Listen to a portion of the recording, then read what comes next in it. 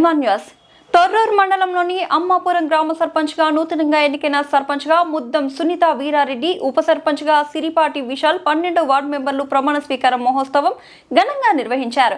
స్థానిక అమ్మాపురం గ్రామ పంచాయతీ సర్పంచ్గా స్థానిక సంస్థల ఎన్నికలలో అఖండ మెజార్టీ గెలుపొందిన సునీత వీరారెడ్డి ప్రమాణ స్వీకారోత్సవం బుధవారం రోజున గ్రామ పంచాయతీలో చాలా ఘనంగా నిర్వహించడం జరిగింది. ఈ కార్యక్రమానికి ముఖ్య అతిథిగా మాజీ మంత్రి ఎర్రబెల్లి దయాకర్ రావు హాజరయ్యారు. ఈ సందర్భంగా అమ్మాపురం గ్రామ సర్పంచ్ ముద్దం సునీత మాట్లాడుతూ పార్టీలు, కుల, మత, వర్గ భేదాలకు అతీతంగా ప్రజల అభివృద్ధి కోసం మాత్రమే పనిచేస్తారని, ప్రజల మద్దతుతో ప్రజల కోసం మాత్రమే పాలన అందిస్తారని, నిజాయితీతో సేవాభావంతో పనిచేస్తారని తెలియజేశారు. అనంతరం శాలువాలతో సన్మానించి శుభాకాంక్షలు తెలియజేశారు. ఈ కార్యక్రమంలో గ్రామ ప్రజలు తదితరులు పాల్గొన్నారు. ప్రతి ఇంటికి వచ్చానండి నేను గ్రామంలో ప్రచారంలో. అవునా? బుడగజంగాలు మీకేం చెప్పా? మీ ఇంటికి వచ్చి మీ ప్రతి ఒక్క డేరా తీసేసి మీ అందరికి ఇల్లు ఇస్తామండి అన్న. ఓకే అండి, మన దయాకర్ సార్ మనకు ఆధ్వర్యంలో ఉన్నారు. అది 100% సక్సెస్ అయింది. అలాగే మన గ్రామంలో గల్లీ గల్లీకి సీసీ రోడ్లు వేసామండి లాస్ట్ గత 5 సంవత్సరాల కాలంలో. ఇప్పుడు డ్రైనేజీలు వస్తున్నాయండి. అలాగే సీసీ ఫుటేజ్, అలాగనే వీధిలో లైట్లు అండి. వీధి లైట్లు ఉన్న చాలా మంది వీధి లైట్లు వేయడం జరుగుతుంది. అలాగే కొత్తగూడ గ్రామ ప్రజలు వచ్చారా? మా ఊరి చెత్త బండి రావట్లేదు, మా ఊళ్ళో డ్రైనేజ్ లేదు, మా ఊళ్ళో కరెంటు లేదు, వాటర్ లేదు అన్నారు. అలాగే మీ ఊరి గ్రామంలో ఒక రోజు రేషన్ బియ్యం ఏర్పాటు చేయాలన్నారు. అది కూడా 100% సక్సెస్ చేస్తామండి. రేషన్ డీలర్తో మాట్లాడి మీకు ఎలాంటి హామీ జరగకుండా చేస్తాము. మీ గ్రామంలోకి వచ్చింది సంపాదించుకోవడానికి కాదండి, దౌర్జన్యం చేసి మోసం చేసి దగా చేయడానికి రాలేదు. మీ పేదల కష్టాలు సుఖాలు పంచుకోవడానికి, గ్రామాన్ని అభివృద్ధి చేయడానికి వచ్చామండి. అలాగే ముఖ్యంగా మీకు తెలియజేయడం ఏమనగా, పాలకుర్తి కాన్స్టిట్యూన్సీ అత్యధిక మెజార్టీ గల గ్రామం జీపీ అమ్మాపురం. ప్రతి ఒక్క BRS party, BJP party, CPI party అందరికి పేరు పేరున ధన్యవాదాలు తెలపడం జరుగుతుంది.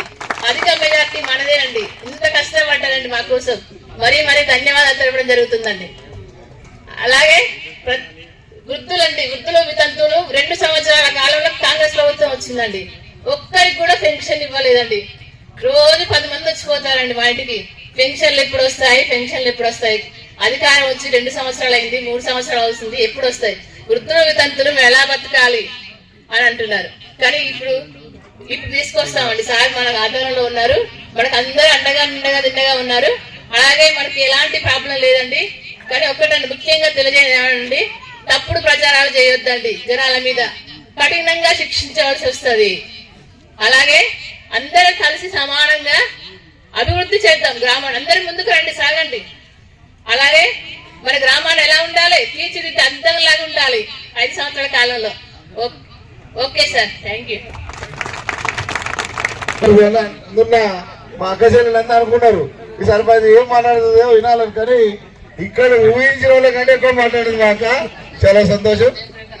జడ్విస్ గారు, మా వీరారెడ్డి గారి గురించి ఒక్క మాటలో